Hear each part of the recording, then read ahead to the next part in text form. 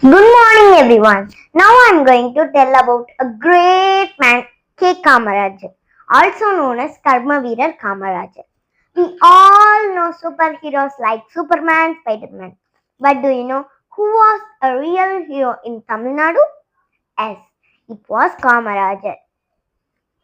Kamarajar was born on July 15, 1903 in our district, Virudhunagar.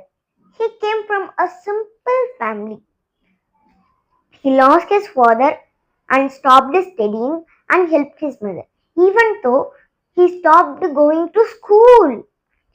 But he never stopped learning from his life. Once may he said, may I not have schools and degrees, but I know the pain of a poor child. In 1954, he became a chief minister of our Tamil Nadu. He gave free education and provide midday meal for school. Because of this, all poor children come to school. That's why we call Kalvi Tandai. Today, July 15, we celebrated his birthday as Education Development in our Tamil Nadu. Thank you, Kamarajar Raya. We follow your path.